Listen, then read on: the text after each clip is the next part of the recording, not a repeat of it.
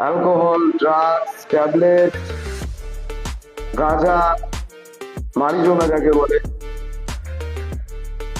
অনেক টাইপের কেমিক্যাল আমাদের শরীরে প্রবেশ করছে দীর্ঘদিন ধরে, তাই তো? তো দীর্ঘদিন ধরে যে কেমিক্যাল গুলো প্রবেশ করছে, সেই কেমিক্যাল থেকে আমরা কি শিক্ষা নিচ্ছি বলতে পারবো কেউ? কেন না, আমরা তো শিক্ষা নিচ্ছি। কেমিক্যাল গুলো থেকে আমাদের জীবনে কি হয়? আমরা যখন কেমিক্যাল নেই, আমাদের শরীরে কি হয়? ভারসাম্যহীন হয়ে যায়, কারোর সাথে কথা বলার যোগ্যতা থাকে না, মাথার মধ্যে কোনো কাজ করে না। আমরা তারপরেও ওই কেমিক্যাল প্রত্যেক দিন নেই।